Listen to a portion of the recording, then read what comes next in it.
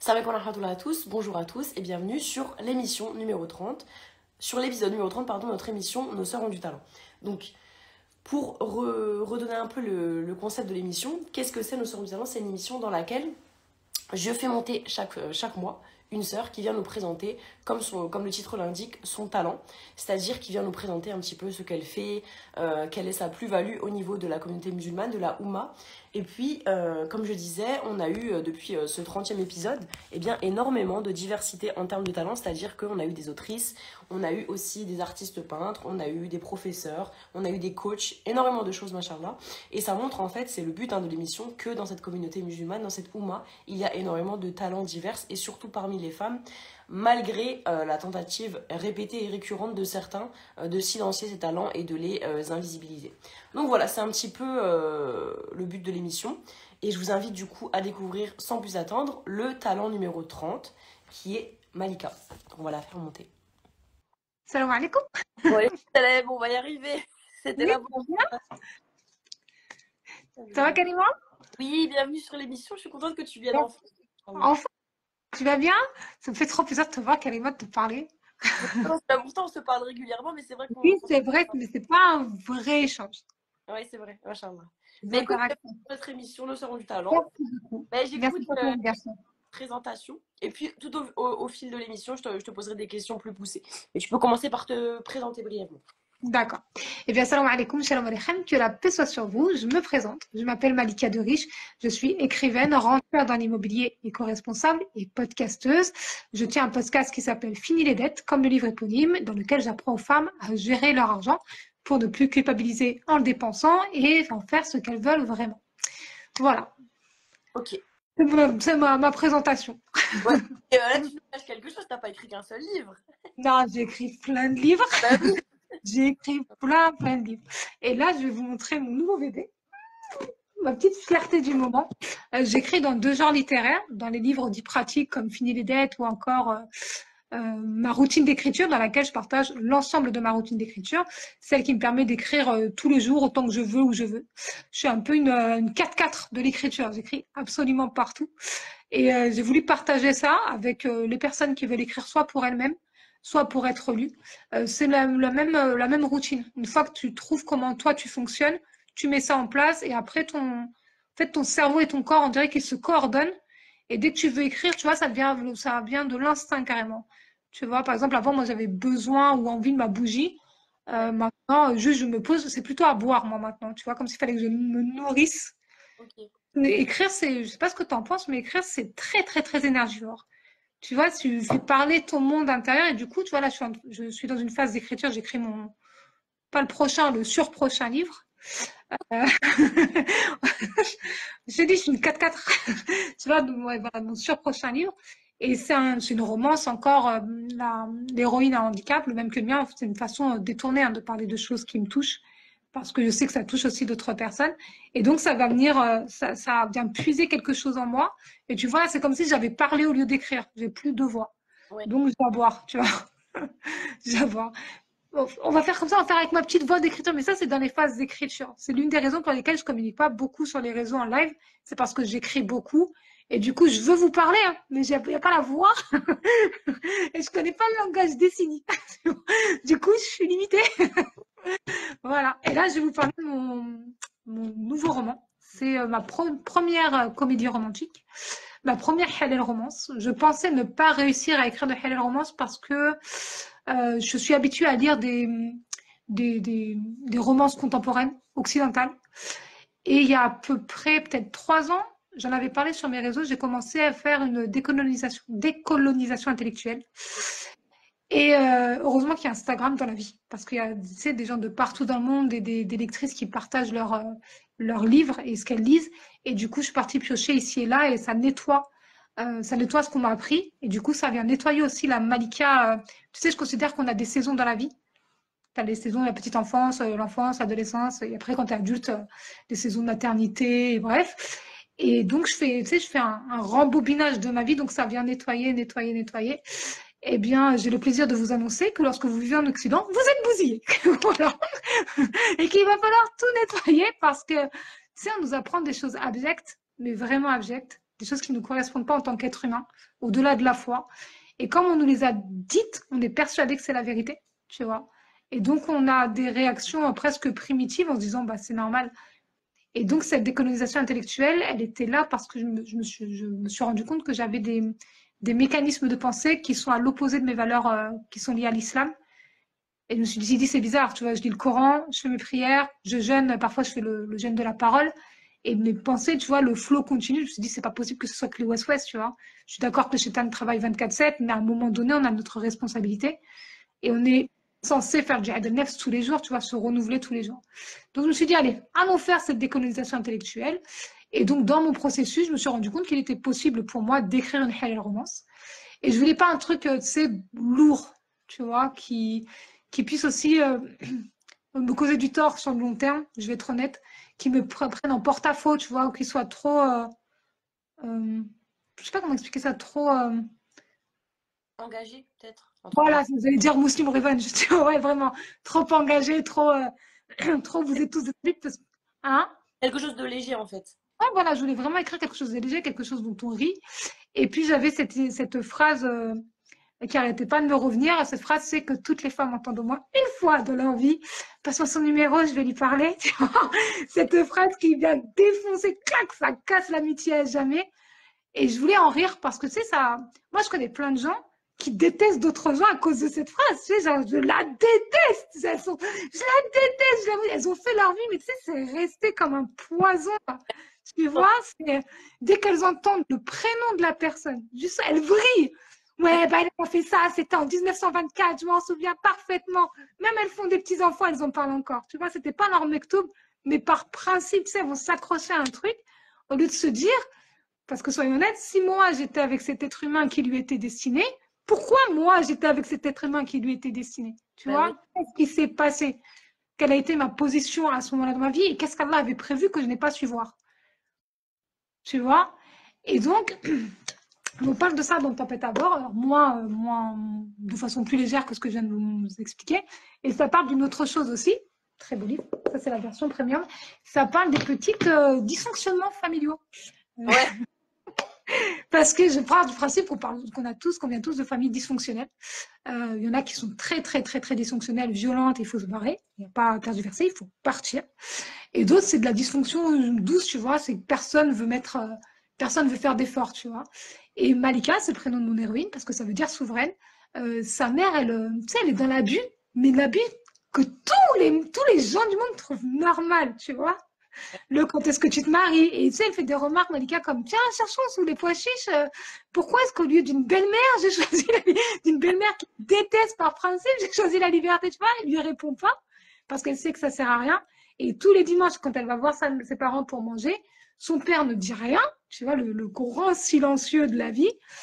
Ses frères et sa sœur sont en fond sonore, tu sais, en mode perroquet. Ouais, maman, elle a raison. Ouais, maman, elle a raison.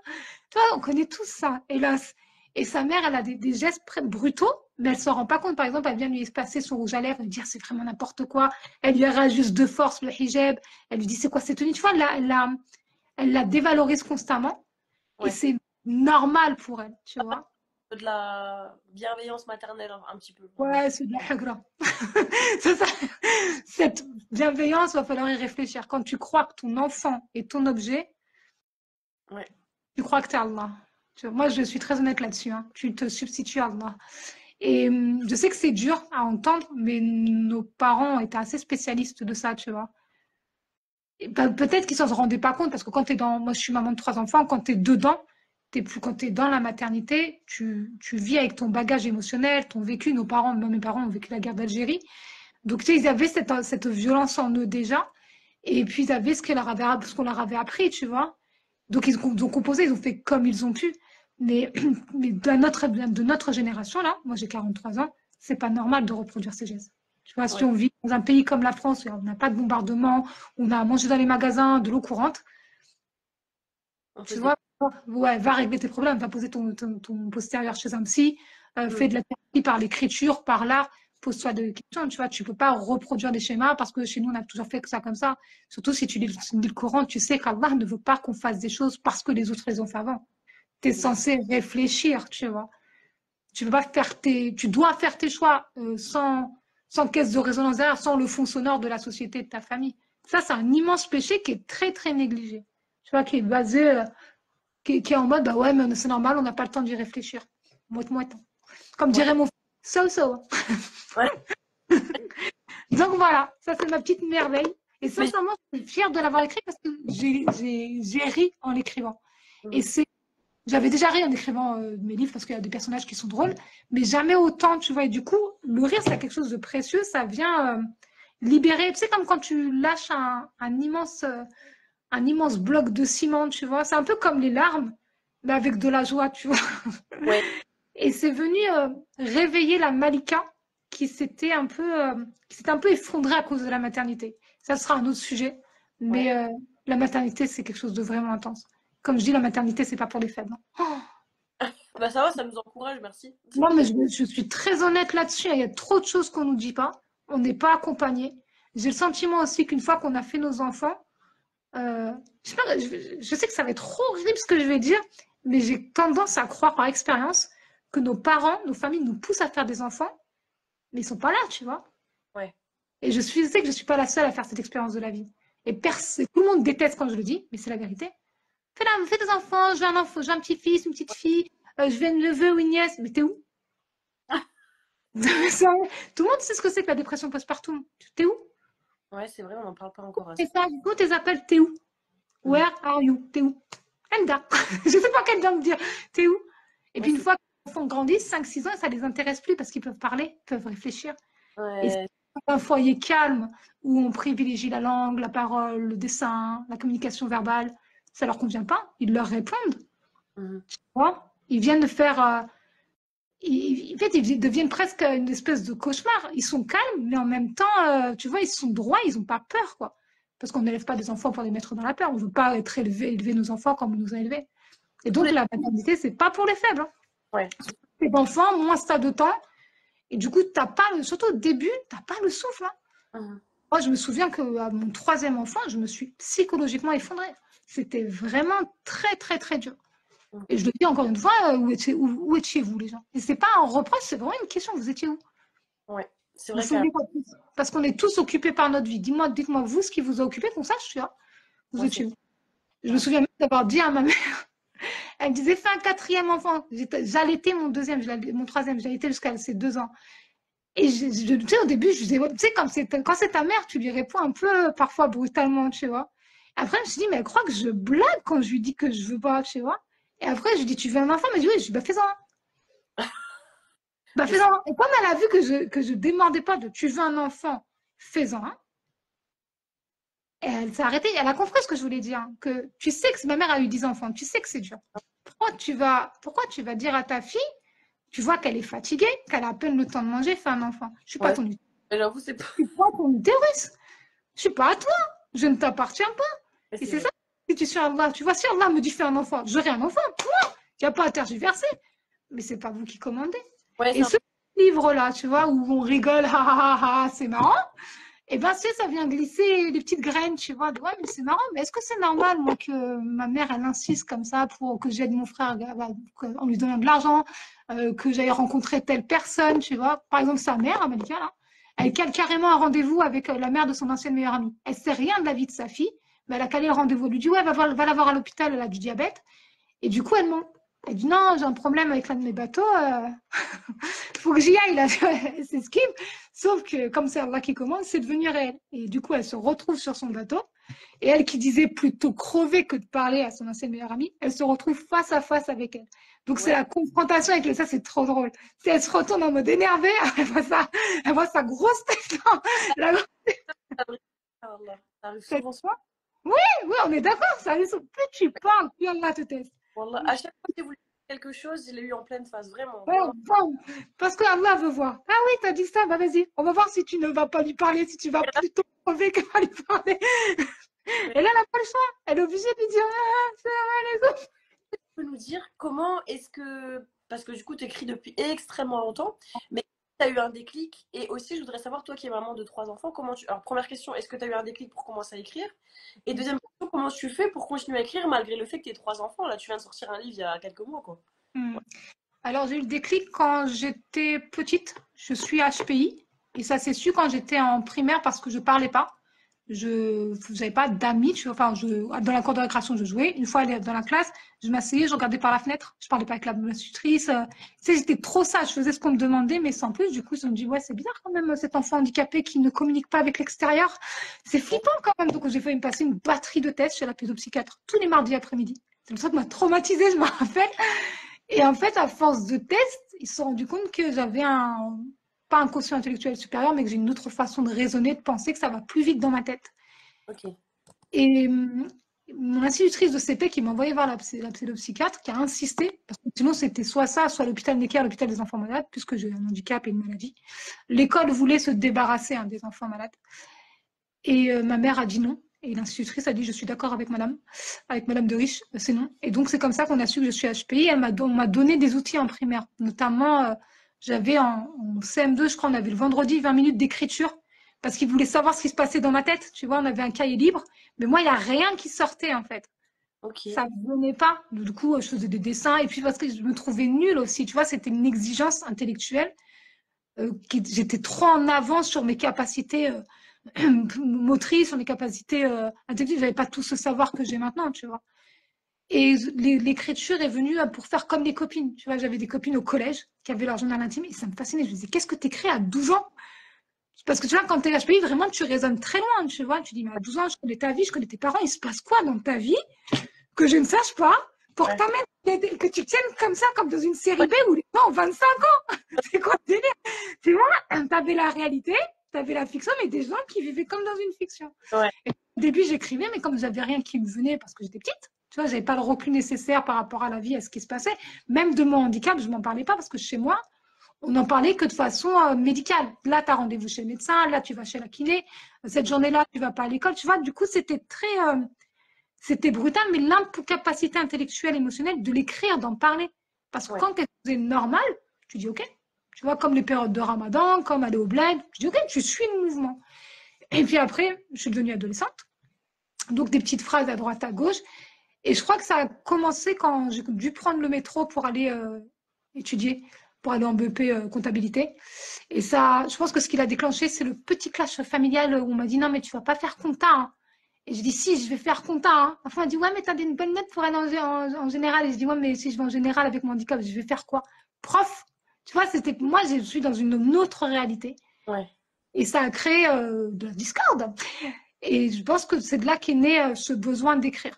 Basique, il y a ça, il y a ça, il y a ça, il y a ça, il y a ça. Et après, c'est rapidement devenu comme une drogue. Tu vois, moi, j'ai grandi dans le 92 où il y avait vraiment de la drogue et je pense que c'est devenu un palliatif. Quelque chose pour évacuer. Et j'ai mis des années à me parler de choses qui me blessaient, comme par exemple le regard sur le handicap, tu vois. C'est devenu une nécessité d'écrire. Et j'ai commencé à écrire des histoires sans savoir où ça allait me mener quand j'avais 18 ans. J'ai travaillé à la mairie du 18e arrondissement de Paris, l'un des quartiers des arrondissements les plus populaires. Il y a Barbès, beaucoup d'immigrés. Et ma responsable sur site était raciste. Mais c'est bonne grosse raciste. Hein. Et puis elle disait, ah, je suis raciste. Quand je vais prendre un café, j'aime pas les arabes, j'aime pas les immigrés. Ah, c'était l'une des années les plus intéressantes parce que je faisais de l'alternance. Donc Ouais. pour mon cerveau, c'était génial. Et les plus difficiles parce que je sortais de ma banlieue pour aller dans Paris intramuros pour me coltiner une raciste. Bien habillée, mais raciste. Et je me souviens de m'être dit, ah non, tu peux être une femme stylée, sexy et raciste. C'est normal, tu peux avoir des collègues qui s'appellent Habib, dire il est trop mignon Habib, mais si Habib se présente à la mairie, on va pas pour Habib, quoi. Ouais. Donc voilà, petit à petit, ça c'est... tu sais, quand tu crées, quand tu dessines, quand tu peins et quand tu écris, tu te crées un monde. Et pour partager ce monde, donc pour devenir écrivain, il a fallu que j'accepte que le rêve puisse devenir réalité. Ok. Et ça s'est fait... Après la fermeture de ma première entreprise, j'étais styliste. Ouais. Et c'était vraiment dur, ça aussi. Hein. Le fait d'être... le regard des gens me pesait, mais j'étais plus jeune, hein, c'était il y a une dizaine d'années. J'avais besoin de soutien. J'étais persuadée que sans le soutien familial, je ne pouvais pas réussir. Bon, en fait, non, puisque c'est Allah qui donne, finalement. Et quand j'ai fermé mon entreprise, j'ai eu un sentiment de deuil, tu vois. Je savais que ça allait être comme ça, puisque dans mes études, j'ai appris à créer une entreprise et à ce qui se passe quand tu la fermes. Ce qui se passe techniquement, à qui tu dois des comptes, qui te doit quoi, et ce qui se passe à l'intérieur, tu vois, de bien être entouré, d'être entouré avec des personnes qui te comprennent. Si les personnes ne te comprennent pas, ne leur en parle pas parce qu'ils vont croire que tu abuses, tu vois. Mais tu as un sentiment vraiment de deuil, de perte et d'échec profond, même si c'est pas le cas. À ce moment-là, c'est ce que tu ressens. Et je me suis dit, j'ai dû fermer en septembre. Je me suis dit, bon, je veux pas finir l'année sur une mauvaise note. C'est pas mon genre. Parce que moi, je suis quelqu'un de très positif, très optimiste, très joyeuse. Je me suis dit, bon, je vais faire un truc que j'aime, qui est facile pour moi et qui va me donner un résultat probant. Et j'ai écrit mon premier livre. Et comme j'avais l'histoire dans la tête, en une semaine, c'était plié. J'ai Ok. envoyé une maisons d'édition et hop, là, c'était parti. C'était quoi le... Ça s'appelle Les Foudres du passé. Ah oui, c'est ça. Machin. Ouais, un Mais livre rouge. t'étais déjà un peu dans ce truc de romance, romantique, ça Oui. bien quand Ouais, même. ouais. Tu sais, quand j'étais plus jeune, je me suis dit, j'aimerais bien devenir écrivaine pour que les mots arrivent jusque dans les maisons. Et je voulais écrire quelque chose qui puisse aider les femmes de façon, c'est un peu détournée, tu vois. Ouais. Qu'elles se disent, ah, je passe un super bon moment et tu sais que ça vient de semer la graine. Donc, je savais que j'allais écrire des choses importantes sur l'argent, même si je savais pas quelle tendance ça allait faire. Je voulais avoir mon émission parce que quand tu es petite, tu rêves un peu d'être star, donc j'ai un podcast. Et pour les livres, oui, je voulais raconter de la romance parce que je suis persuadée que l'amour gagne toujours. Quoi qu'il se passe, tu as dans ta journée un moment d'amour, et l'amour au sens large du terme, hein, pas juste je suis amoureuse de mon mari, c'est marrant. Non, tu sais, l'amour, quand tu vois tout ce qui te rend heureuse, qui vient déclencher un sentiment de paix intense, par exemple, regarder un chat, du vent dans les feuilles, ça c'est Ouais. de l'amour. Un moment que tu partages pas un café avec même parfois une inconnue, ça c'est de l'amour. Le fait de dire, de faire tes ablutions, ça c'est de l'amour. Le fait de manger, de te nourrir, c'est de l'amour. En fait, on est constamment dans l'amour, mais dans un monde très secoué où tout le temps, où la lumière est mise sur le mal, tu vois, et la violence, tu as l'impression que c'est que ça et non. Et je pense que c'est pour ça qu'il y a autant de romans, c'est que c'est l'un des genres qui se vend le plus. Ouais. Les gens, ils ont... On a tous besoin d'amour, on a besoin aussi d'histoire d'amour, de raconter, tu vois. Dernièrement, là, je suis partie voir Superman. C'est mon héros préféré. Il vole. Il vole, le mec. Il vole dans les airs.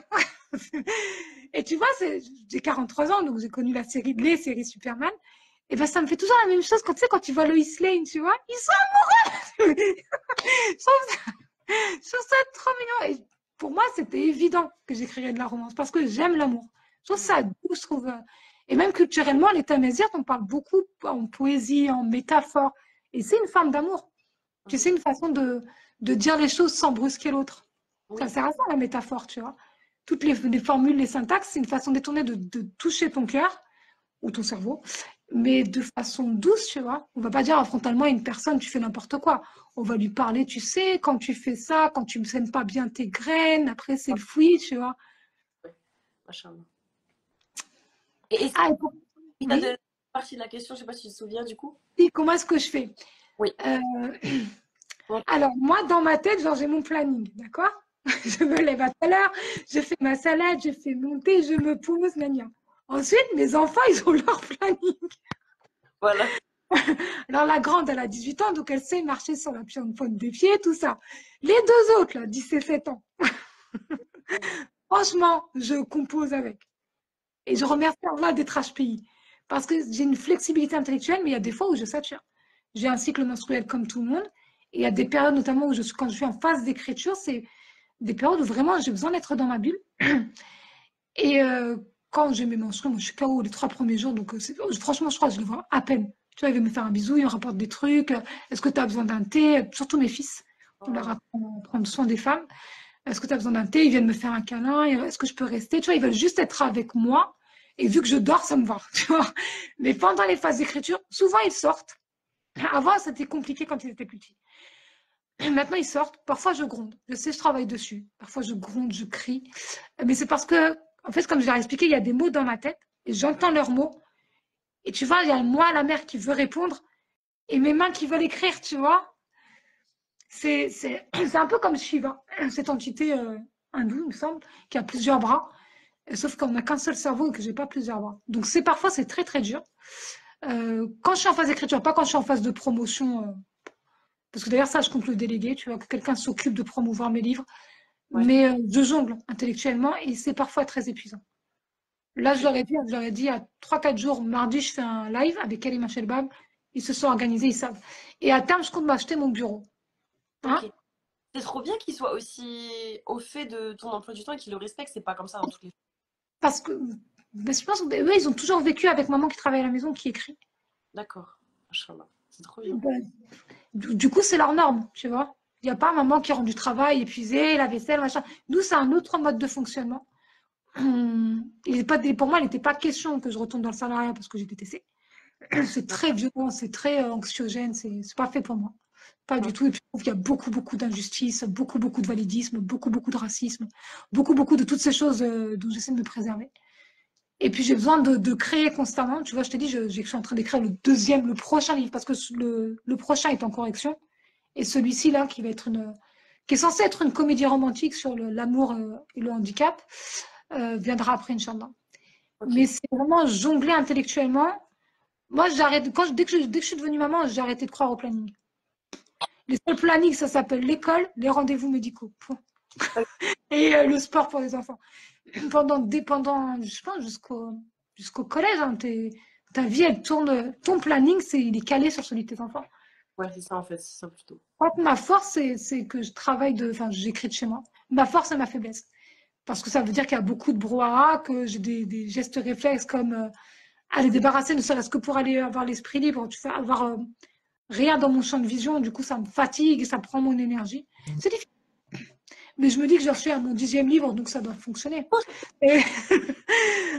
Mais ça veut dire que quand ce sera plus facile, quand j'aurai mon bureau, une chambre, je vais bombarder. Ouais, parce que c'est à ton 10e livre comme ça, mais alors si t'es close, machallah. Mais ça, c'est HPI, ça, en fait, quand tu trouves, en fait, quand tu le sais, déjà, quand tu comprends quand tu le sais, tu travailles sur tes mécanismes. Et moi, je te dis, on m'a donné les outils. On m'a dit, va voir de l'art, fais des choses que t'aimes.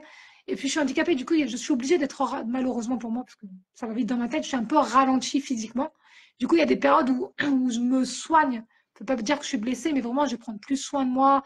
Je me pose, je regarde un thé. Enfin, je regarde un thé, non, je regarde l'eau bouillir.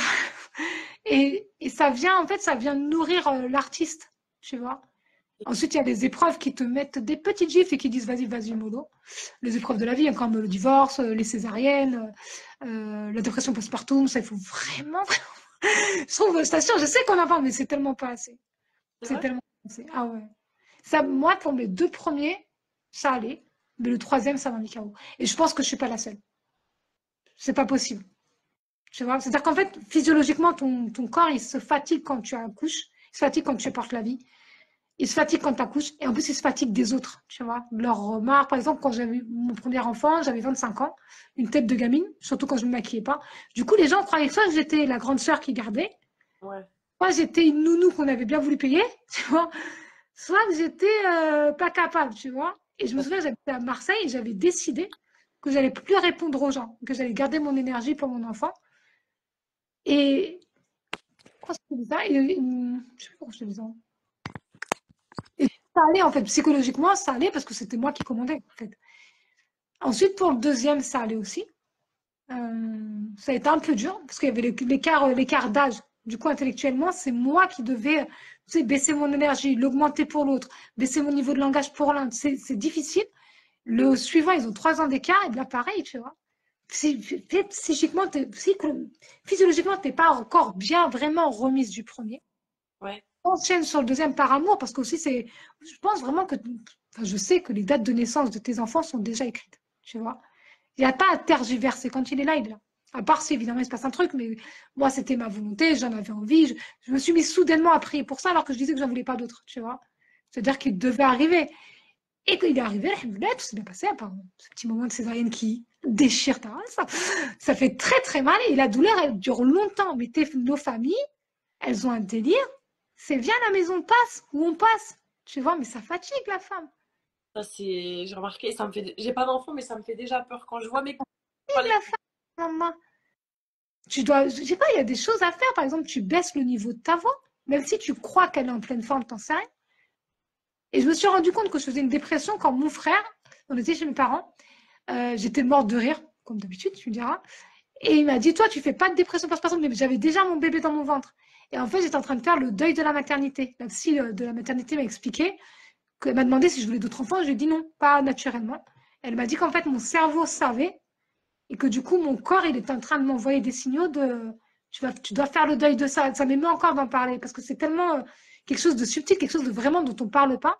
Et tout s'est enchaîné. il y a eu ce deuil-là de la maternité en regardant mon bébé, en me disant, bah, il n'y en aura pas d'autres. Donc, accepter que j'allais plus être, entre guillemets, féconde. Donc, en plus, à ce moment-là, je n'avais pas fait le décolonisation intellectuelle. Pour moi, c'était hyper important de prouver que j'étais une femme, tu vois. J'avais le sentiment qu'il fallait que je sois forte, que je jongle. C'était vraiment très dur, très lourd. Et puis, tu avais aussi les petites violences du quotidien, qui sont pas du tout petites. En fait, les violences du quotidien, les remarques des gens, les difficultés avec la poussette, les rendez-vous interminables où les médecins sont en retard, ou d'autres ont des remarques déplacées ou des regards déplacés sur le handicap, mais tu as un bébé, et toi, tu vis avec tout ça, et ben, au bout d'un moment, c'est normal, c'est naturel, tu t'effondres. Tu vois, tu fais ton deuil. Tu as ton bébé. Et en plus, moi, j'aime mon corps. Je me suis pas dit, ah, mon corps, machin, tu vois, j'ai ça pour moi. Et t'allaites, et quand tu allaites, c'est fatigant. Et au bout d'un moment, ton enfant, il marche. Donc, il vient te voir pour allaiter. Mais toi, t'as faim. Il y a aussi tes besoins vitaux qui ne sont pas respectés et que tout le monde banalise. On te dit, c'est pas grave, tu manges raté après. Mais moi, après mon divorce, j'avais dit, plus jamais de ma vie, je mange froid. Plus jamais de ma vie, je prépare pour les autres et moi, je mange pas. Sauf que c'est pas possible. Tu manges, mais après, il y a le système du micro-ondes. Tu vois, mais t'es fatigué. Tu vois, et moi, mon postpartum, là, il a été très, très long. Et sincèrement, c'est ces derniers mots où je m'en suis remise. Et le livre, là, Tempête à Berre, m'a aidé parce que je me suis accrochée à un souvenir qui me faisait rire. Ouais. Et du coup, la joie est venue renourrir ma joie. Et j'ai retrouvé, tu sais, mon côté incisif, mon côté, ce que les gens appellent dangereux, tu vois, mon côté clash, celle que je suis vraiment profondément dans la vie, mais qui était un peu vraiment enfouie déjà sous les déchets intellectuels et psychologiques qu'on nous a assénés pendant des années. Sous cette tristesse aussi de constater que nos familles sont très enclines à ce qu'on fasse des enfants parce qu'on est leur utérus, visuellement. Ouais. Que j'ai dit à ma mère, je l'ai aussi dit à ma belle-mère. Ça ne lui a pas, j'ai vu, ça ne lui a pas plu, mais elle ne me l'a plus jamais dit. C'est difficile aussi. Hein. Tu te déplaces chez ta belle-mère et elle se demande pas si, ou ta mère, elle se demande pas elle te demande pas comment ça va la cicatrisation de la césarienne, comment ça va ton corps, comment tu te sens. C'est toujours superficiel. Ça va et tes enfants, ça va et ton mari. C'est le fameux pas de pénis, pas de couronne. Ouais, c'est ça. C'est dans la Il y a surface. tellement, d'ailleurs, on retrouve cette phrase magnifique. Ça m'a fait tellement de bien d'écrire pas de pénis, virgule, pas de couronne, point. Parce que je le pense, je le sais, je le vis. Tu sais, je vais te dire à quel point je le vis. J'ai acheté un terrain, d'accord? En fonds propres, c'est-à-dire avec mon argent, mes économies. La dernière fois que j'ai vu mon père, Rahman, je lui dis, voilà, j'ai acheté le terrain, on va faire ça, on va faire ça. Il me dit, c'est bien. Il regarde mon mari, il dit, félicitations, Ibrahim. Et mon mari, il dit rien. Et je regarde mon mari, je regarde ma mère qui valide. Hein. Et moi, je me dis rien, mon père, il était âgé, il était malade. Et je me suis suffisamment disputée avec lui quand j'étais jeune pour ne plus avoir envie quand on était âgé. Et je me suis dit, mais c'est ça, c'est de là que c'est né. C'est ça. Là, ce jour-là, j'ai trouvé la phrase. La formule. Ouais, la formule clé qui fait qu'en fait, quand tu le sais, tu t'en fiches. Tu vois, lui, c'est mon père, mais de toute façon, qu'est-ce qu'il allait changer, tu vois? C'est la fin. Et il lui a dit merci. Et je me suis dit, peut-être qu'il lui dit ça, vu que c'est moi, Malika, peut-être qu'il a dit ça par politesse, tu vois? Ouais. Parce que j'ai dit qu'il ne l'a pas dit tout de suite, genre comme si elle réfléchissait aux éventuelles conséquences.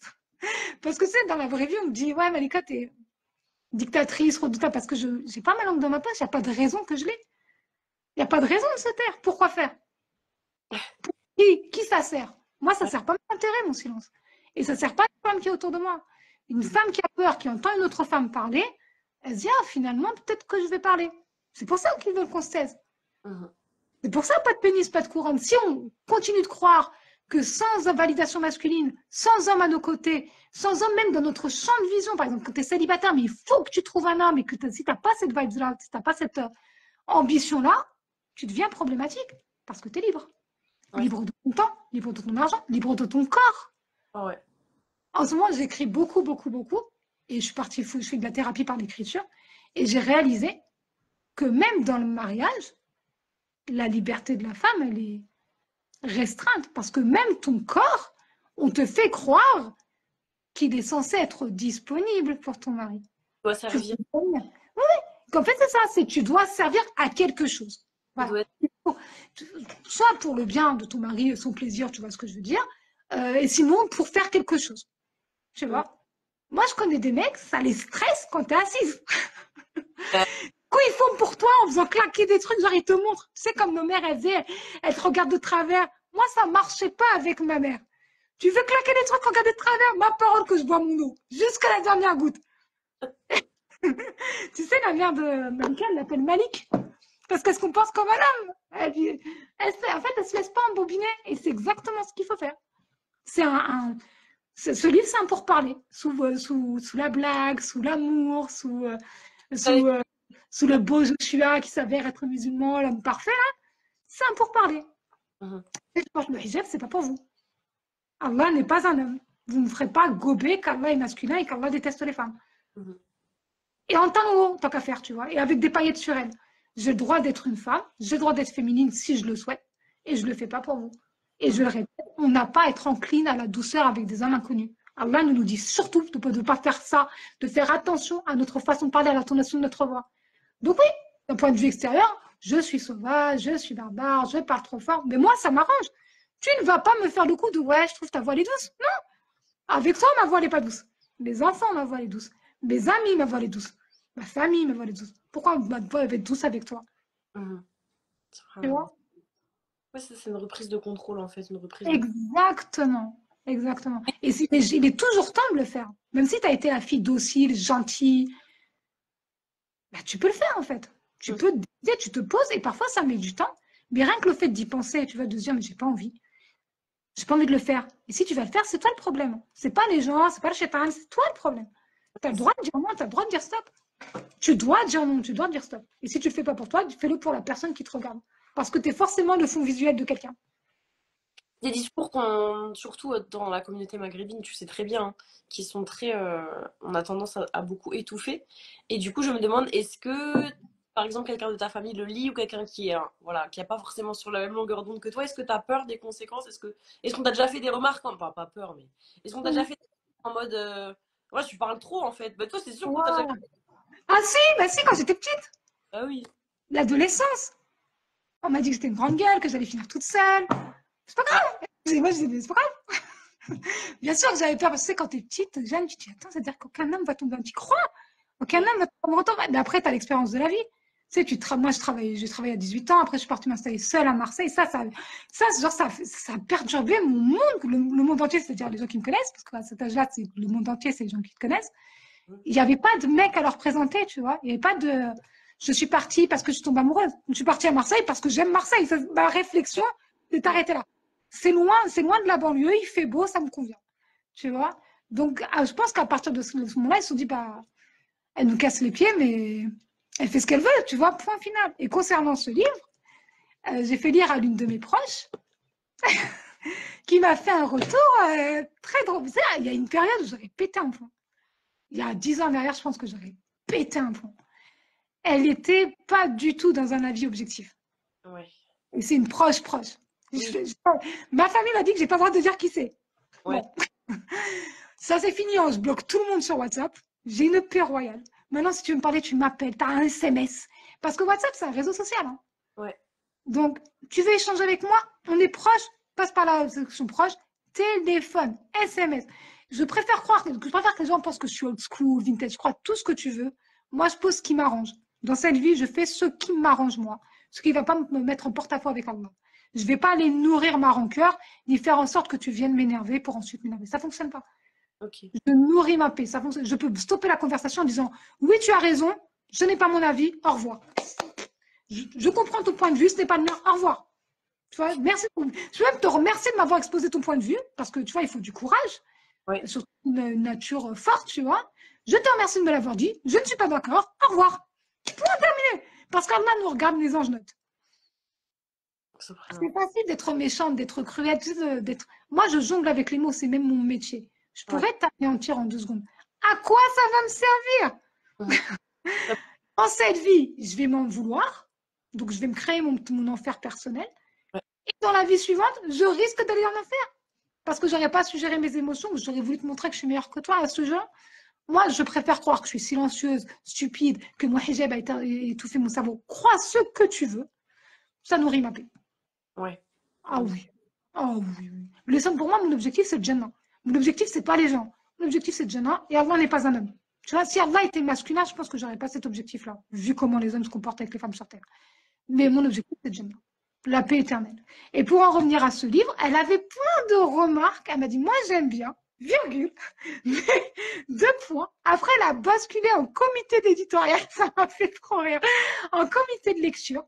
Elle m'a dit, ouais, on aurait aimé une bibliothèque, on aurait aimé un tourne-disque. C'est le concept de la fiction. Tu vois, tu poses un cadre et toi, dans ta tête, t'imagines le reste. C'est Ouais. un titre, c'est un livre d'imagination, la fiction. Mhm.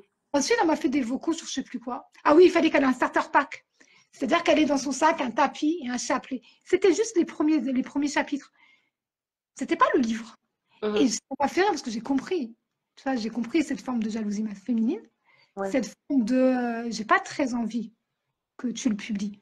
C'était à quelques jours de la publication, tu vois, quelques jours du 15 juin. C'était une façon de dire, Malika, retourne vite rechanger tout ça. Moi, je sais ton travail, tu vois. Juste quelqu'un qui a sonné, je vais juste aller ouvrir ce que c'est un colis. Compris. Et Ok. j'arrive. Récupérer ton colis. Oui.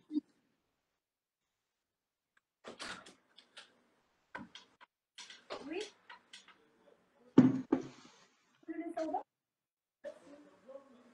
Ah oui, je dois. Merci. Désolée, tu connais les colis, si je réponds pas maintenant, je vais l'avoir dans 10 jours. C'est ça. Et à la poste en plus. Ouais. Même ici, c'est compliqué. Et du coup, donc le retour, il a été moyen en fait au niveau de Ouais, ta... en fait, le retour, c'est pas le retour qui a été moyen, c'est la réaction de la personne qui a été moyenne. Tu vois, parce que je sais, tu aimes ou t'aimes pas. Tu peux très bien dire, Malika, j'aime pas ce que t'écris. C'est pas grave. Tu peux dire, Malika, j'aime pas ton genre littéraire. Et je lui ai répondu, je te remercie. Je vais continuer avec sur ma ligne éditoriale. Parce que c'est ça dont il s'agit, c'est change ta ligne éditoriale parce que ça ne me convient pas. Ouais. Les premiers chapitres, je pose le cadre de la famille dysfonctionnelle, de la hijabi qui est vraiment pas la hijabi de base. Tu sais, on n'est pas du tout sur le fantasme de la fille discrète, qui se tait. Limite, elle aurait dû être caissière. J'ai été caissière, aucun problème. C'est la caissière qui se fait réprimander, qui dit oui, pardon, qui court tout ranger, qui se pète les ongles, qui glisse le cliché. Et ensuite, qui remet vite son hijab, pas son hijab comme ça, qui le noue jusque-là pour décéder tranquillement jusqu'à la fin. C'est mon personnage, ça me ressemble, ça me représente même. Ouais. Pourquoi je crée une femme, si je crée une femme triste, ce serait une femme triste avec son hijab, tu vois. Là, c'était clair que le hijab, c'était pas un détail, tu vois. C'était pas une composante de l'identité non plus. C'était problématique. Mais c'est Et vrai que donc, ça rentre pas dans un schéma avec le tapis, le chapelet, etc. Bah, ça dérange, ouais. On a il bien dit. n'y a, pas de moment physique, de description physique où elle fait la prière. Parce que ça ne se porte, il n'y a pas de moment clé pour ça. Et que j'ai décidé qu'elle n'allait pas faire la salade. Elle va pas la faire. Et en plus, c'est mon choix, c'est mon livre. Et ensuite, c'est à part d'une dimension spirituelle. Je te parle pas de, tu sais, par exemple, sa mère qui lui remet son hijab parce qu'il y a des mèches qui ont osé s'envoler, tu vois. Elle croit que c'est à elle. Elle croit qu'elle en dispose. Elle veut que tout le monde voit que sa fille porte le hijab selon ses conditions. Ouais. Moi, tu sais, j'habite dans le sud-ouest. Mon hijab, il glisse. Mais tellement de fois. Mais il s'envole. Déjà, il reste à mon cou. Et les gens, il faut qu'on en parle, ils tournent la tête. Tu vois, ils savent. Et je dois être l'une des rares hijabis de ma ville. Ils savent. Il y a des hommes qui détournent le regard, il y en a qui font comme ça. Ils savent. Ils savent que c'est une galère supplémentaire. Il y a du vent. Et je refuse de mettre des pains sur des trucs qui vont me tuer la tête. Je refuse. Allah et douceur. Je ne vais pas me faire mal à la tête. Pourquoi faire encore? Pourquoi faire? C'est un plus pour moi de dire aux gens je suis musulmane. C'est mon plus. C'est moi qui décide. Quand je porte le hijab, je dis, comme Allah nous demande, de dire aux gens que je suis une croyante. Point final. Que ce qui m'importe plus, c'est son accord. C'est tout. Et je vis de cette façon-là. Je ne suis pas du genre à m'asseoir avec des gens et à faire des choses problématiques comme la divinité. Ce n'est pas mon délire. Donc ça ne correspond pas à l'image que l'on se fait des hijabis. En plus, je suis vraiment libre. Genre, je vais au ciné toute seule, j'ai ma voiture. Tu vois, ça ne correspond pas. Donc, dans la ville où j'habite, où il y a beaucoup de gens âgés, ils s'y sont habitués. D'accord? Donc, si nos familles ne s'habituent pas, nos familles qui sont musulmanes, nos amis croyants, toutes les communautés ne s'habituent pas à ça, le problème vient de l'intérieur. Quand je suis partie voir Superman, je pense que la personne a cru que j'allais enlever mon hijab. Il y avait un jeune homme, il a fait ça. Tu sais, comme on était dans le noir, il s'est dit peut-être elle va l'enlever. J'étais au fond. Il est parti chercher un truc, il a fait comme ça. Tu vois pourquoi? Ben oui, parce que les choses changent. Les gens sont doués d'intelligence, qu'ils aient la foi ou pas. Ils comprennent. Moi, Ouais, je vois des parents devant l'école de mes enfants. Une fois, je suis une femme, je me remettais mon dieu aux élèves. Il m'a regardé, je l'ai regardé, il a tourné les yeux, il s'est rendu compte qu'il y avait un problème. Parce que moi, en plus, moi, quand je regarde, je t'explique avec mes yeux ce que je fais, c'est pas normal. Il a regardé ses pieds, il est parti. Tu vois, il s'est dit, ah, je suis en train de regarder une femme, en fait, qui n'a pas envie. Les ouais, choses sont... On a mis tout, on a les hijabis qui sont partout. En plus, il y a beaucoup de hijabis qui disent, moi, j'ai quitté mon travail. Ça correspond plus à l'ère de nos parents. Ma ouais. mère ne porte pas le hijab. Elle n'était pas chaude pour, mais elle va dire quoi? Mhm. Tu vois, en plus, je le répète, moi, ça me correspond, ça fait partie de mon cheminement, ça fait partie de mon cheminement intellectuel, mon cheminement avec Allah. On est sur Terre pour cheminer vers Allah, pas vers les gens.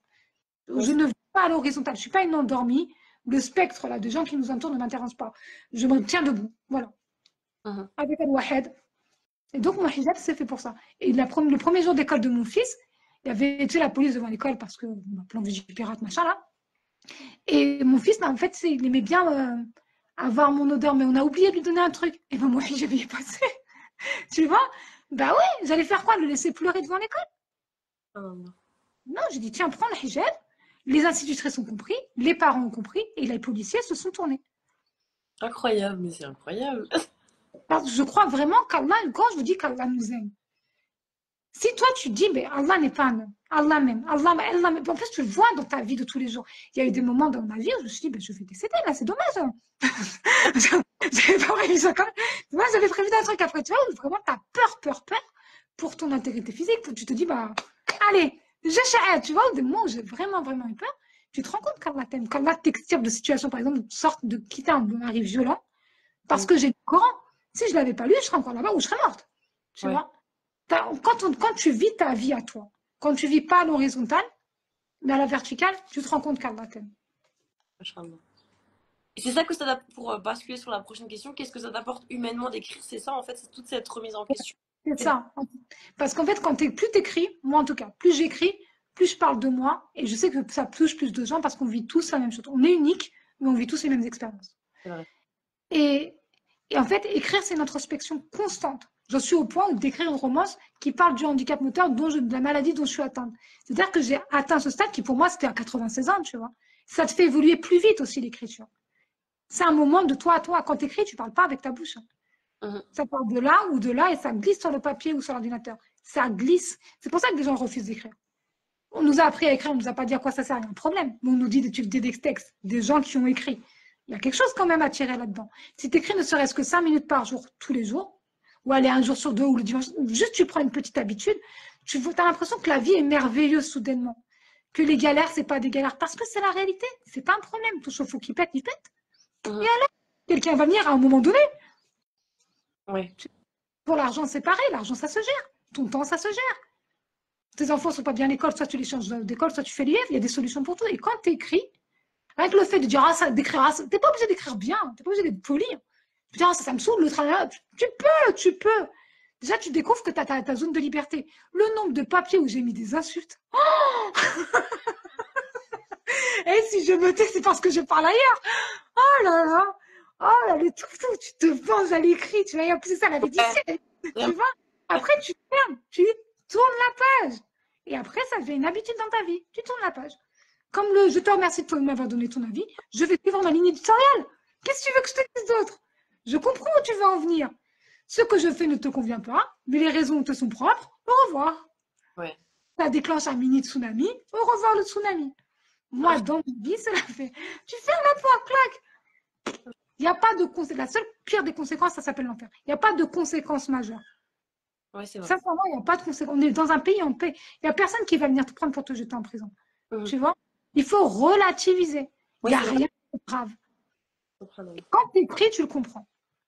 Est-ce que Malika, tu peux nous rappeler le titre de tous tes livres depuis le premier jusqu'à maintenant? Mais bien sûr. Alors, il y a eu Les Foudres du passé, qui n'est plus disponible. Ah, Ensuite, il y a eu le livre qui est offert, parce que je cherche en même temps, le livre qui est offert sur mon site, c'est une nouvelle qui s'appelle Les billets doux. ah oui. Et ensuite, il y a L'homme du désert. Il est trop doux celui-là. Il y a qui parle de mariage arrangé. Ouais. C'était comme un début de Halal Romance, ça. Ah, d'ailleurs, c'est la moment, je ne m'en étais pas rendu compte. Ensuite, il y a 10 ans trop tard qui parle du deuil du père. On pleure en le lisant parce que j'ai Ok. pleuré en hiver. Ensuite, il y a le premier tome de la série Les photos du passé qui s'appelle Samantha. Il y a Mais celui-ci. Et il y a les tempêtes d'abord. Et les trois autres, c'est Fini les dettes, ma ouais, routine d'écriture et 10 choses à savoir sur la finance islamique quand on est musulman. oui, ok. Et voilà. Et il y a aussi le livre que j'ai écrit avec mon fils qui s'appelle Monsieur Canard, qui est Oui, un livre jeunesse. Trop mignon. ok.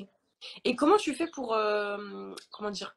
Parce que moi, tu vois, je suis à mon quatrième, mais déjà, je me dis que, enfin, c'est hyper dur de faire de la promotion. Comment tu fais pour faire de la promotion sur autant de livres? Genre, c'est trop Je dur. sais pas. Ah, Je suis très honnête avec toi. Je ne le fais pas. Quand est-ce que tu trouves le temps? J'en parle. J'en parle dans la vraie vie aussi de mon travail.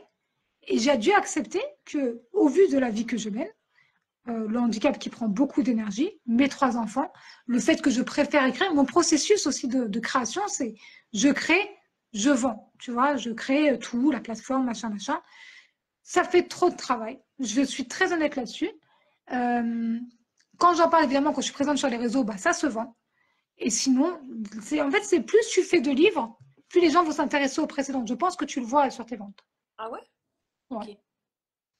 Mais c'est pas, ça se fait pas dans la minute. Hein. On n'est pas sur before after des réseaux sociaux. C'est quelque chose de très long. Plus t'es présente, plus le travail s'accélère. Mais comme ce n'est pas mon cas, bah c'est pas ma source de revenus principale. D'accord, ok. Ok. Et d'ailleurs, je compte déléguer. J'ai commencé à déléguer la correction parce que qu'est-ce que ça me prend la tête. J'aime bien mes textes, mais qu'est-ce que ça me prend la tête de les corriger. Oh, il y a des gens dont c'est le métier, c'est fantastique. Ouais. Moi, ça me dérange pas de payer. J'adore payer. Et, Hein? je pense que ça partit vraiment de notre humilité, de notre djihad nef de savoir déléguer. Ah Parce que, oui. Moi, c'était plus une question de là où je pose mes investissements. ouais, Je sais bien que j'allais déléguer, mais pour moi, la priorité, c'était de poser au moins l'immobilier. Parce que quand tu poses tes investissements et que tu viens de rien, que tu n'as pas le soutien financier, que tu n'as pas, je sais pas, un oncle riche ou une tata riche ou quelqu'un qui va dire, ah tiens, j'ai qu'à te donner un appart pour t'aider dans la vie, j'aurais avoir cette tante merveilleuse, cette bonne fée qui me donne un appart pour commencer dans la vie. Tiens, je vais te donner quelques galères pour commencer dans la vie. Allez, débrouille-toi. ouais. Quand N'importe tu, quand tu pars comme ça, tu apprends à gérer ton énergie et donc à gérer tes investissements. L'immobilier sans la banque, c'est très long. Donc, j'ai décidé d'investir dedans massivement jusqu'à l'achat du terrain qui est fait. Là, je viens de déposer 650 euros gentiment à un monsieur pour qu'il me tonde le terrain parce que ça avait poussé à hauteur humaine. Voilà, ça avait poussé très très haut. Là, j'ai reçu les photos, on peut aller marcher dessus. Et donc, il va falloir que je m'occupe de ça. Donc, je vais investir moins. Et donc, parce que j'investis moins, tu vois, c'est de l'argent, quoi, on va dire. On va donner un montant 500 euros parce que je vais dépenser moins de 500 euros pour cet investissement-là. Je vais donner le reste à la correctrice. D'accord. Tu vois. Et ensuite, j'avance comme ça d'investissement en investissement. Une fois qu'une chose est réglée, l'argent est libéré. Tu vois, c'est comme l'argent des dettes quand tu rembourses plus quelque chose, tu as de l'argent libre. Eh bien, moi, je décide que mes investissements, c'est une somme globale qui peut changer en fonction du temps et des revenus. Et donc là, je peux donner de l'argent à la correctrice et ensuite, je donnerai de l'argent à une équipe marketing. Même une personne. Je m'en fiche qu'elle se dise, que cette personne dise, hé, Malika, elle est en train d'écrire un livre. Hé, Malika, elle a écrit un livre. Tu sais qu'elle s'en occupe. Que Ouais. moi, je fasse que le travail d'écriture parce que je préfère. C'est marrant la communication, mais ça prend du temps et de l'énergie que je n'ai pas. Ouais, et on se rend compte qu'en fait, c'est un vrai métier à part entière, en Ouais, fait. ouais, mais complètement. Même si j'ai étudié ça, ben ça prend. Il faut choisir. Dans une journée, tu as 24 heures, tu as des choses à faire. Hein. Surtout quand on est marié, maman et compagnie, c'est compliqué. D'accord. Ma prochaine question, Malika, c'est de savoir qu'est-ce que, dans cette activité d'écriture, parce que c'est ton activité principale, tu aimes le moins faire? Qu'est-ce qui te pèse le plus? Qu'est-ce Une qui. Voilà. correction. Ouais. Oh. C'est pas les corrections rapides où tu vois une tournure de phrase, tu te dis c'est nul, ça veut rien dire. Tu sais, je parle des corrections qui mettent 1000 ans là. Et de plus, j'ai vu qu'il y a des mots que je sais pas écrire. Préféré. Bon. Ouais, heureusement qu'il y a le correcteur. Ouais, cette histoire d'accent. En plus, comme je lis moins, je fais plus de fautes. Ouais, c'est corrélé, ouais. La conjugaison, là, oh là là. Ça veut rien dire. Même quand tu es très bonne à l'école, le fait de moins se lire, parce que je t'écris plus notamment, mais ton niveau baisse. Et Ouais, puis en plus, je parle là. Je comprends pas. Il me met des mots qui sont bon, faux, mais tout le reste, il ne voit pas. Donc, j'ai acheté un correcteur, c'est Antidote, pour faire une première correction avant la correction finale. Mais c'est ce que franchement, il y a des périodes où je déteste la Ouais. correction. J'aime bien relire mon texte pour m'assurer que c'est cohérent. Pour moi, c'est important. Pour ça, m'assurer que j'ai tout dit, qu'il n'y ait pas de lourdeur. Mais c'est toutes les petites corrections, En plus, si tu veux, quand tu audité, tu veux faire un truc nickel, nickel, tu vois, comme en maison d'édition, du coup, tu as les traits, machin. Elle va s'en occuper, hein. C'est son métier, elle s'en occupe. Et ça te libère de Moi, l'espace. ouais, moi, je veux juste proposer mes livres, être présente aussi. Tu vois, par exemple, j'aimerais reprendre les séances de dédicaces en réel, Oui. mais si je suis en train de corriger ou en train de préparer mon planning éditorial de communication, et derrière, comment je fais? Tu vois? Tu es derrière ton PC en train de créer tes vignettes Instagram là, sur Canva, tu fais ta vidéo, machin. Tu fais quand? En plus, il y a podcast, tu fais quand? Ouais.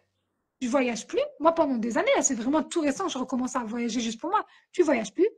Tu découvres pas de nouveaux cafés sympas. Le truc là des réseaux sociaux, aujourd'hui, je suis partie travailler au restaurant, au petit café sympa. Ouais, parce que tu es célibataire et que tu as du temps.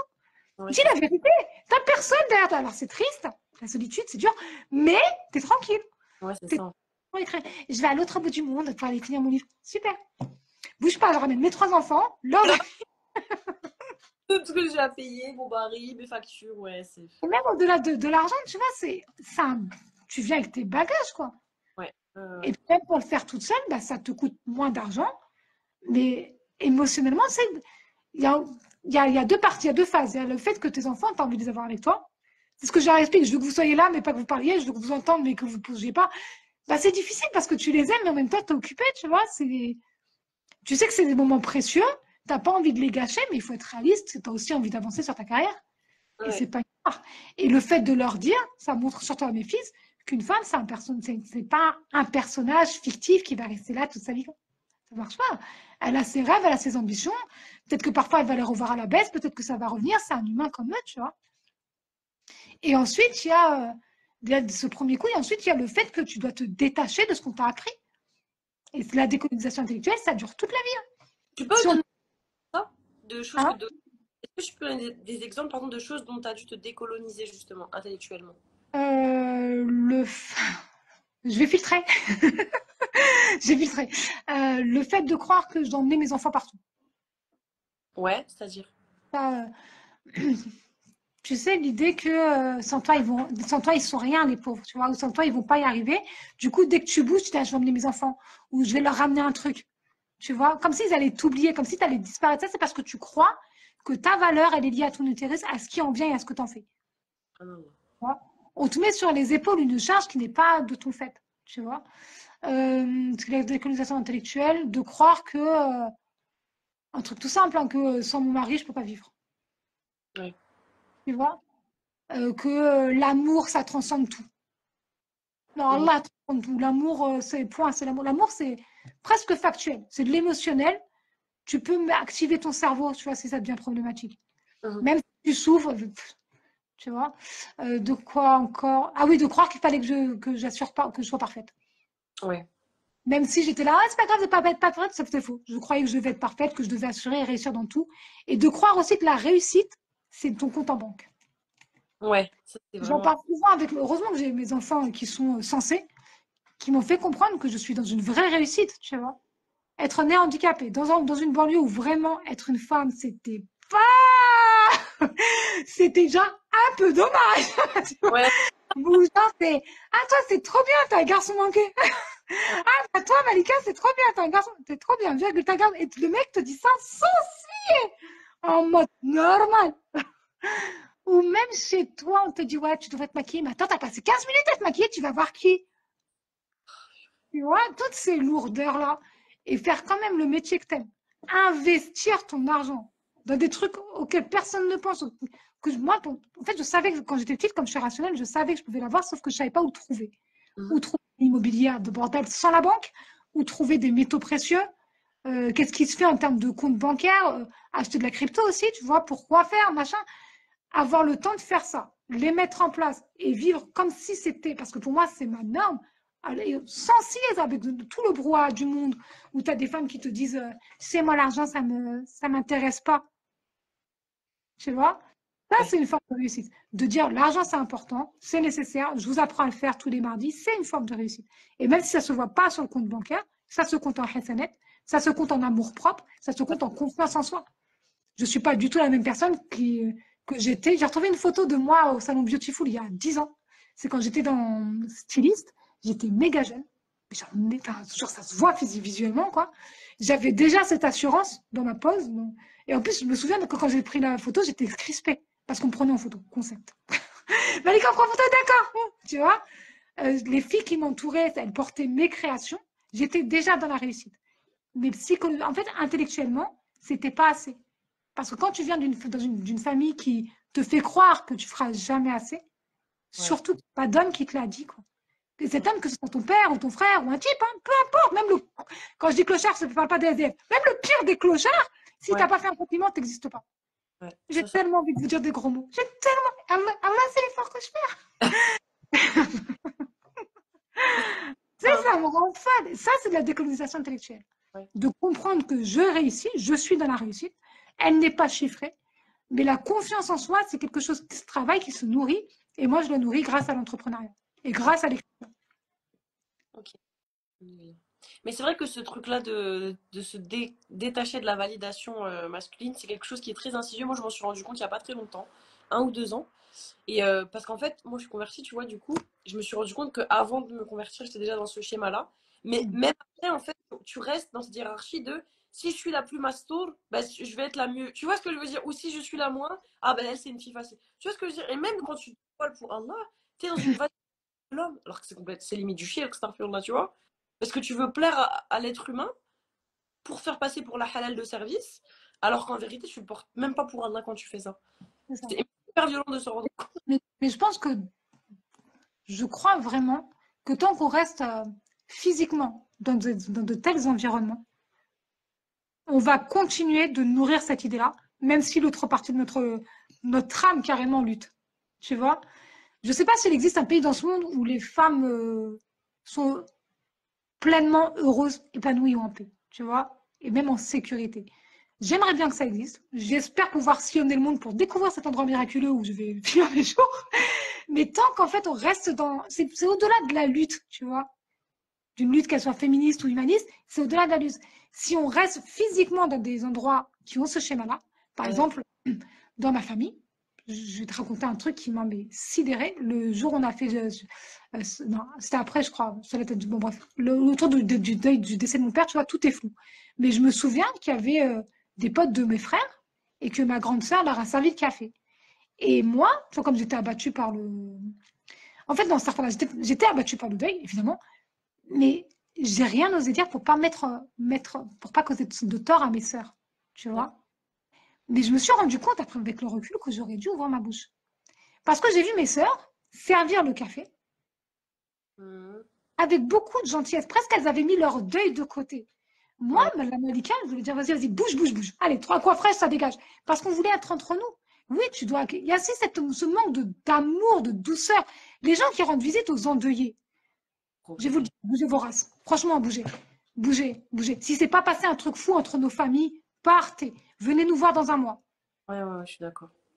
Franchement, c'est comme rendre en visite à la femme parce qu'elle vient d'accoucher. Bouge, sors de ma chambre. J'ai pas envie de te voir sortir. J'ai le droit de pas vouloir vous faire ta dette. Hier, je t'aimais bien, aujourd'hui, je t'aime pas, c'est mon problème. Sors. Dire à une femme qui a une césarienne, vas-y, viens. Dire à une femme handicapée, vas-y, fais le tour de la terre pour nous voir.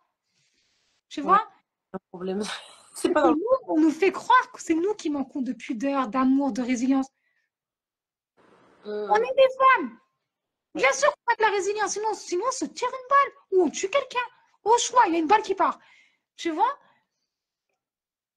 Je trouve que c'est assez sidérant, tu vois. Et tant qu'on va vivre, tu vois, quand je te dis physiquement, c'est qu'après, quand je suis partie de chez ma mère, parce qu'on parle plus là, quand je suis partie de chez ma mère, tu sais, j'ai pu respirer à nouveau et me dire, mais c'est pas normal. Quand je recroiserai ces êtres humains, même si c'est dans 15 ans, je leur dirai, quand tu vas voir une famille endeuillée, surtout le père qui a beaucoup de filles, si ne s'est rien passé de fou entre vos familles, genre si elles n'étaient pas liées, bouge. Ne viens pas. Ne viens pas. Fais passer le message, reste devant la porte, ne les dérange pas. Mais ça, c'est des gens qui ne savent pas ce que c'est que de perdre un parent. Ceux qui savent, franchement, je vais être honnête, les personnes qui sont venues nous rendre visite, qui ont perdu leurs parents, sont venues pour Salat al-Janaza, ou très très discrètement. Ouais, voilà, c'est ça. Faut dire, je sais que je suis avec vous dans la douleur. Point. Et parce Mm. qu'elles ont ressenti l'élan, elles sont parties. Je me souviens, ça m'émeut, je me souviens, on avait un voisin, quand il était plus jeune, on lui disait, quand est-ce que tu deviens musulman, tu vois? Subhanallah. Son petit frère est devenu musulman, puis il est devenu musulman. Je me souviens de conversations que j'avais avec son petit frère, mais tu sais, quand tu sens le truc, je lui disais, tu veux que je te passe le Coran? Et si un jour tu veux apprendre à faire la prière, viens me voir. Après, les gens me disent, ouais, tu veux convertir tout le monde. Parfois, tu le sens.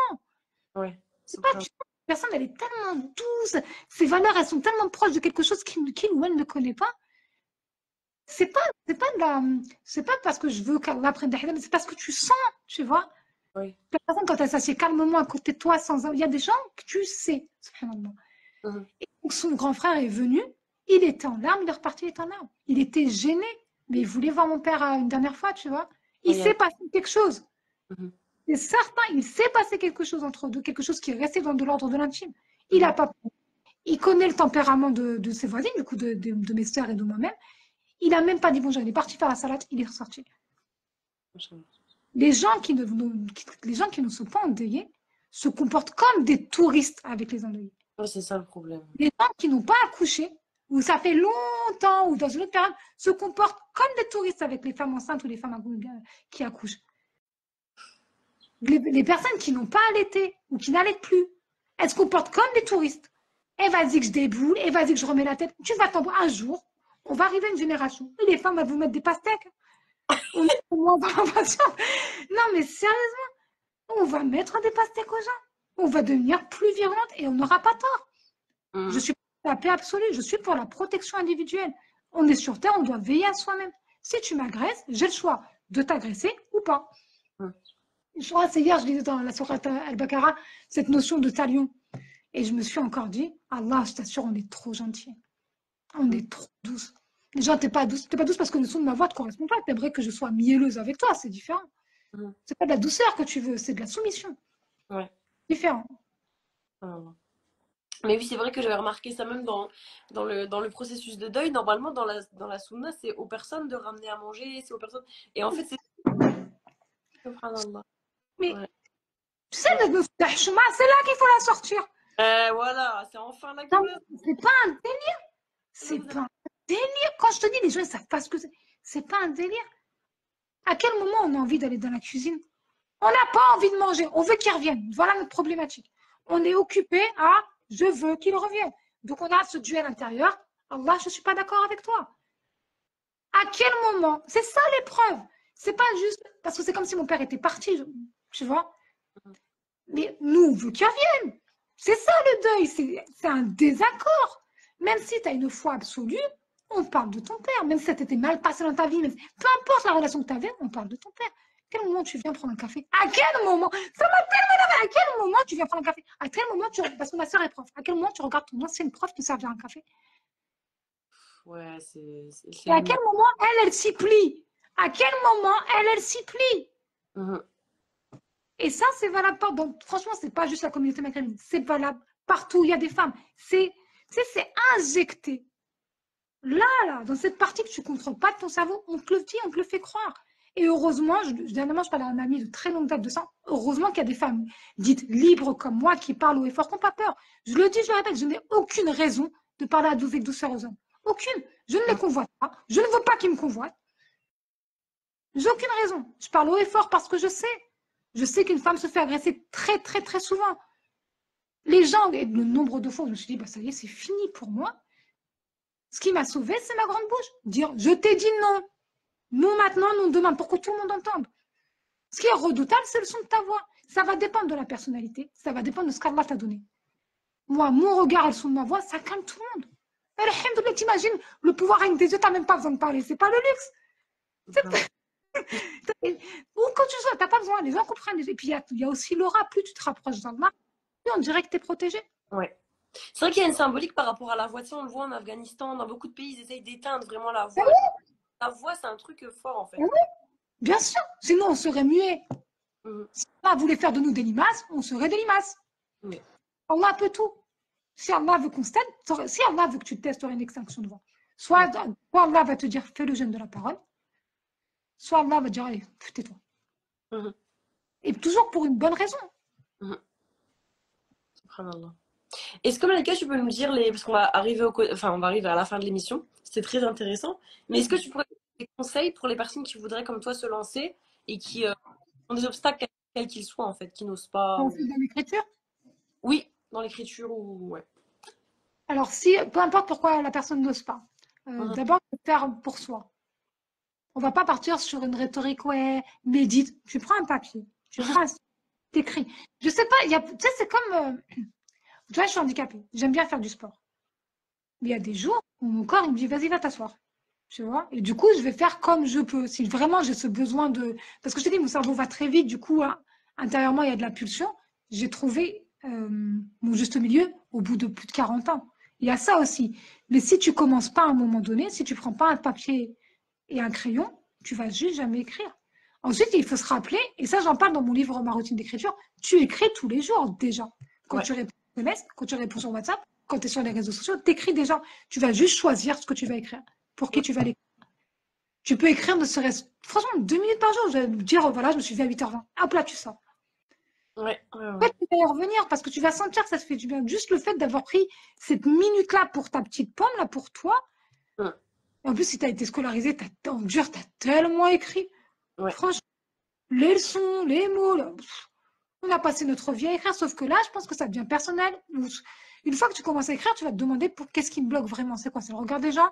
C'est je manque d'outils. Tu manques d'outils à des bibliothèques, hein, ils ont des feuilles et des stylos, ils t'en donnent. Ils Ouais. seront trop contents. Mhm.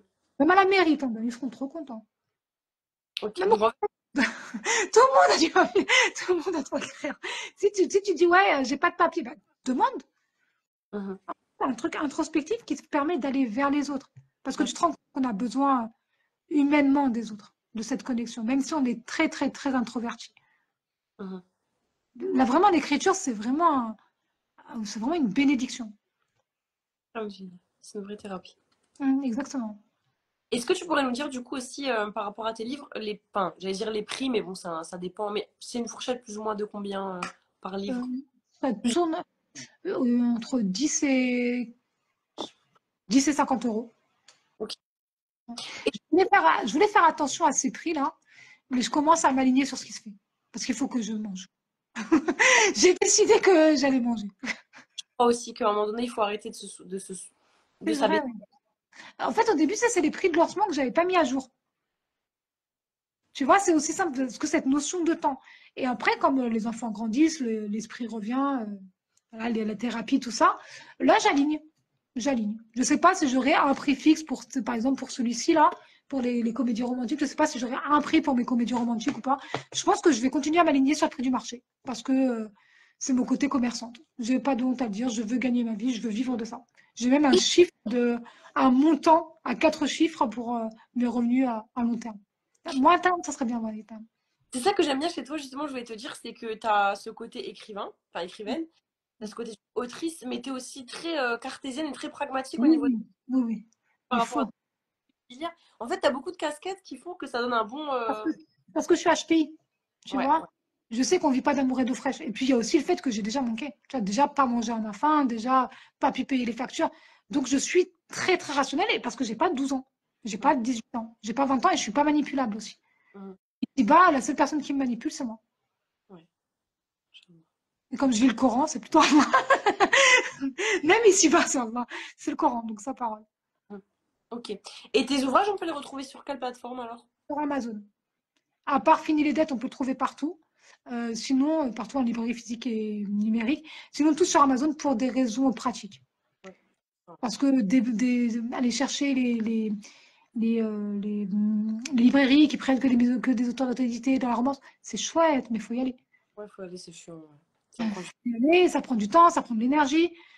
Moi, c'est ça, en fait, au début de ma journée, je me dis, non, au début de la semaine, je me dis, je vais faire ça. Et après, c'est pas que le champ des possibles se réduit, c'est que tu as d'autres choses. Si je le dis, hein, si j'avais 43 ans et que j'étais célibataire sans enfant, bah, tu me verrais peut-être sur TF1.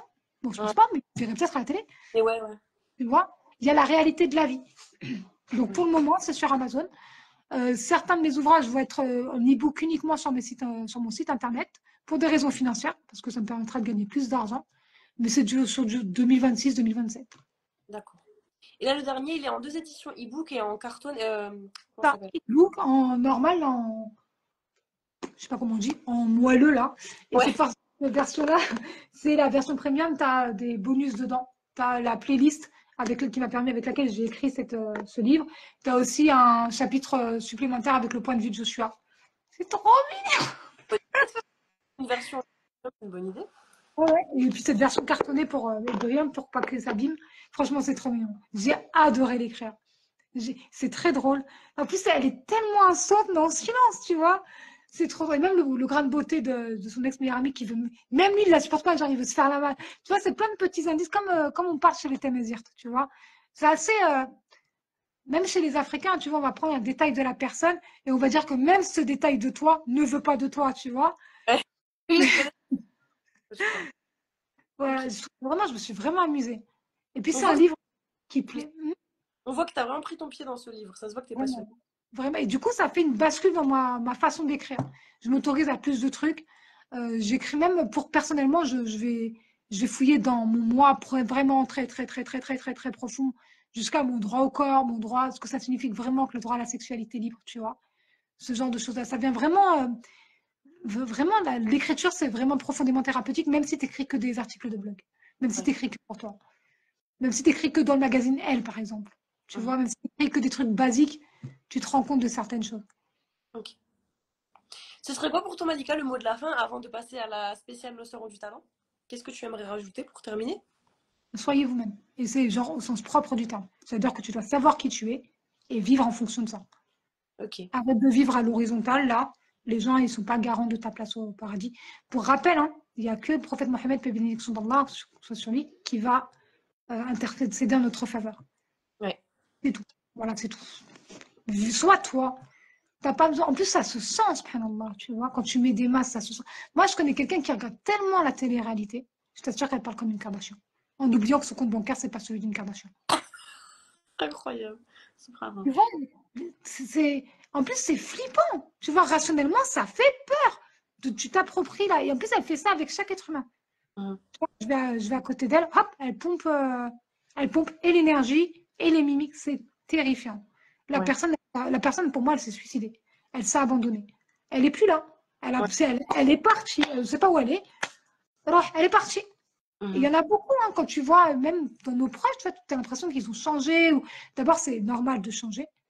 Mais se travestir, c'est autre chose. Oui. Tu as le droit de vouloir être quelqu'un d'autre à un moment donné de ta vie, c'est normal. Tu veux, tu sais, on va muer, du coup, tu vas abandonner ton ancienne peau. Et c'est normal cette transition. Mais si ça dure longtemps, longtemps, on va voir un psy. Oui. Franchement, fais une thérapie. N'importe quoi, écris. Mais sois toi, tu dois te connaître. Qu'est-ce que tu aimes vraiment? Tu sais, dernièrement, ce que j'ai découvert, et je t'assure que c'est vrai, en plus, c'est tellement évident. J'aime pas faire à manger. Ouais. J'aime pas, genre, j'aime pas. Je le fais parce qu'il faut que je mange. Mais il y a un moment dans ma vie où je faisais la popote. Ah, j'aime bien. Je déteste ça. Je n'aime pas aller dans la cuisine faire à manger. J'aime bien entendre mon eau bouillir, regarder le plop-plop de l'eau, parce que ça me rappelle quand j'ai décidé de divorcer. Donc, ça, tu sais, ça me conforte dans. Ouais. Ouais. C'était une période difficile. Je me rappelle avec tendresse de la Malika que j'étais à ce moment-là. Et Ouais. j'aime pas faire manger, et j'aime pas faire le ménage. Genre, j'aime pas. Tu vois, il y a des gens, je connais des femmes qui aiment faire le ménage, elles aiment quand c'est clean, machin. Je connais des hommes aussi comme ça. Moi, non. Mhm. Je le fais, il faut que je le fasse. Et en fait, je me suis rendu compte grâce à l'écriture en me disant, mais je ne suis pas du tout ce qu'on attend de moi. Et je crois que je ne suis pas la seule. Ouais. Mhm. En marketing, on te dit que quand une personne a une idée, 11 autres l'ont. Je ne dois pas être la seule à pas aimer, tu vois, mais genre pas aimer. Mhm. Mais bon, il faut manger. Et aussi le fait que ça m'a déculpabilisée, tu Ouais. vois. Parce que ça ne veut pas dire que j'aime pas être une femme. C'est juste, j'aime pas faire à manger. Oui, c'est parce qu'on a collé superficiellement Exactement. le C'est ça ménage. la définition intellectuelle. C'est ça. Tu es une femme, mais tu devrais adorer ça. Adorer. Non, j'aime manger et encore pas tout le temps. Parfois, je préférerais faire autre chose. Je trouve un peu c'est une perte de temps aussi, mais on en a besoin pour rester en vie. Ouais. En plus, je suis gourmande. J'aime bien, tu vois, le sucre, les nouvelles sensations dans la bouche. Mais sinon, j'aime pas. Pareil pour le ménage. Genre, c'est pas mon kiff, quoi. Je le fais parce qu'il faut le faire. Mais il y en a aussi qui se soignent Mhm. avec ça. Je me souviens d'une fille, j'avais une amie quand j'habitais à Marseille, dont le frère étant constamment en dialyse, elle avait peur qu'il meure. Et en fait, elle était devenue maniaque. Elle était maniaco-dépressive. Et je lui ai dit sous l'air de la plaisanterie, quand je faisais des plaisanteries pas marrantes, je lui ai dit, bah, t'es mal connaître possible, elle m'a dit oui. Et je elle a frotté, j'allais dire un truc, je lui ai dit, mais attends, t'es vrai, elle m'a dit oui. Et je ne savais pas, son frère, je le connaissais, mais je ne savais pas que c'était lui. Et un jour, je les ai trouvés dans la même maison, et subhanallah, tout s'est éclairé. Elle était vraiment, tu sais, la peur de la mort de son frère, qui faisait n'importe quoi au passage. D'accord. Ah. Mais Oser, voilà, elle avait besoin de ça. Hein. oser être soi-même. Ouais, vraiment. Comme ça, en plus, c'est plus doux la vie. Ouais, c'est moins Mais pas facile. au début, parce qu'au début, les gens, ils vont pas te comprendre, tu vas croire que tu leur dois des comptes et leur expliquer. Ah oui, sois toi-même sans explication. J'adore. Trop de perte de temps. Non, les gens, je vais te dire un truc. Les gens savent ce qu'ils font. Les gens savent ce qu'ils disent. Ils le savent très bien. Les seules personnes qui peuvent te blesser sans savoir sont des enfants ou des adolescents. Dès lors que tu es adulte, que tu as un peu de bagage de vie, tu sais ce que tu fais, tu sais ce que tu dis. Tu le vois sur la personne. Tu vas dire, ouais, je parle comme ça, je blesse. Ah bon, tu blesses. Toi, tu crois que personne note là. Les gens savent ce qu'ils font. Et on a toujours un intérêt derrière. Moi, je suis, j'allais dire gentil. Je fais attention à ce que je dis pour aller au paradis. C'est mon intérêt derrière. Bah Je oui. ne fais pas par faiblesse. Si, faiblesse devant Allah, si. Voilà. Et c'est pas, pas parce que tu veux que tu crois que j'ai pas d'organes. Je m'en fiche de ce que tu crois. Se taire parfois, mais c'est un combat parfois. Tu sais, parce que nous, on nous a appris en France à parler, à rétorquer, à donner notre avis. C'est Ouais. inutile. Wallah, c'est inutile. Ah ouais, ça prend du temps, de l'énergie, ça fait des débats stériles, ça règle aucune situation.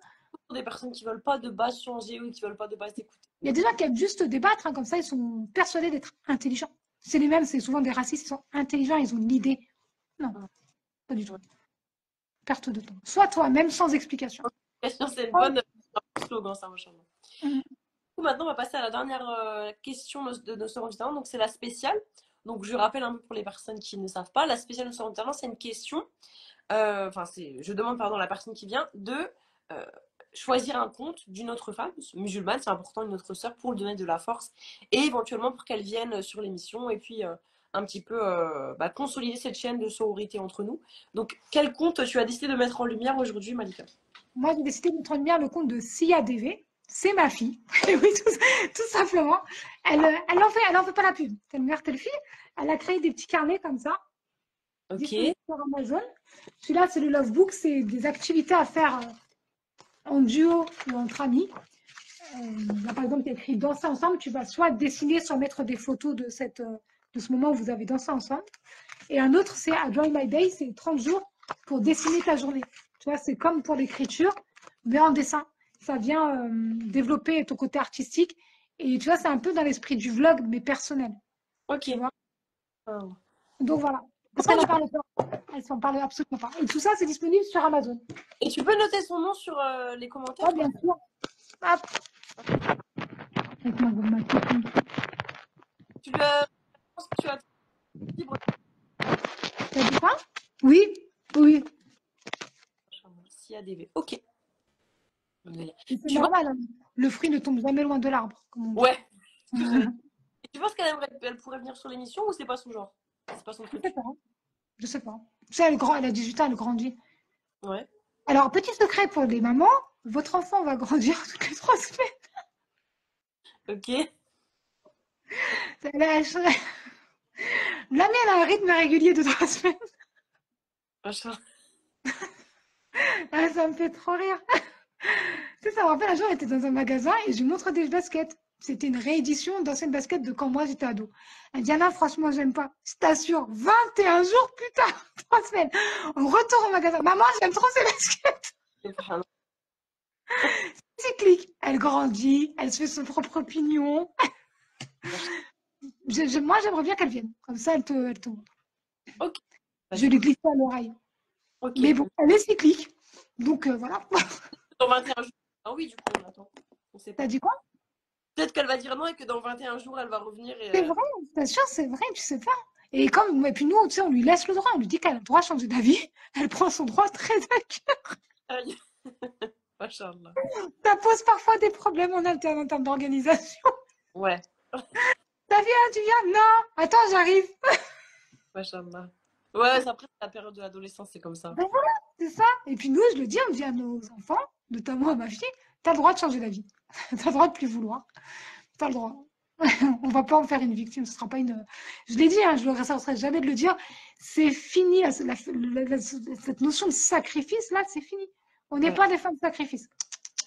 alhamdoulilah. Suffisamment ou littéralement brûlé, là, ça s'arrête. Exactement. On va continuer de parler, de vivre, de changer d'avis. On a le droit. Hein. Mhm. Puis c'est vraiment un délire. On n'est pas des meubles. Tu Ouais. vois, ma femme, elle va être comme ça, elle va rester comme ça. Mais tu t'es taré ou quoi? Même l'idée, même le fait d'y croire soi-même. À quel moment, genre toi, tu grandis, tu évolues, tu as de la barbe et tout, mais ta femme, il faut qu'elle reste comme ça, qu'elle parle comme ça. C'est pas possible. Les hommes aussi ne sont pas aussi cycliques que ça. Mhm. Tu vois? Je sais pas, ça sort d'où ce mensonge-là? De faire croire qu'on est d'une certaine manière et que c'est pour toujours. Ben non. Ouais, c'est une idéalisation, encore une fois. Ah, voilà, c'est ça. Dans ce cas-là, dans cette idéalisation, personne ne meurt. Comme ça, rien ne bouge. Ouais, ouais, c'est ça. Quand tu perds un parent, tu sais, tu fais comme à ce que je dis, je fais un rembobinage de ma vie. Tu vois? Et tu te rends compte des manquements de ton parent, des tiens, et tu te rends compte qu'en fait, les tiens ont été grossis, grossis, grossis. Tu vois? Et donc, tu fais ton compte à rebours. Donc, tu vas changer, même de ta façon d'être avec les autres, avec tes enfants, avec toi-même. Tu ne peux pas rester personne. Et les hommes aussi, quand ils perdent de leurs parents. Moi, je me souviens que l'un de mes frères m'a dit, j'ai perdu l'homme de ma vie. Mhm. Tu vois? Et c'était pas du tout, j'avais jamais entendu mon frère parler comme ça d'un homme. Tu Ouais. vois?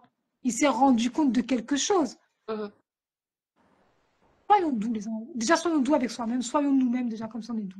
Ouais, On est ouais, doux. on va terminer sur ça, Malika. Merci beaucoup d'être Avec venue. plaisir. C'est toujours un plaisir d'échanger avec toi, Karima. Vraiment, c'est très réciproque, machin. De toute façon, on parle en privé, il n'y a pas de souci pour ça. Hmm. Et bientôt, l'émission sera disponible, Inch'Allah, sur YouTube d'ici à quelques semaines. Donc, on se dit à très bientôt, enfin au mois prochain, pour l'épisode numéro 31 de Nos Sœurs du Talent. Salam alaikum, merci beaucoup. Salam.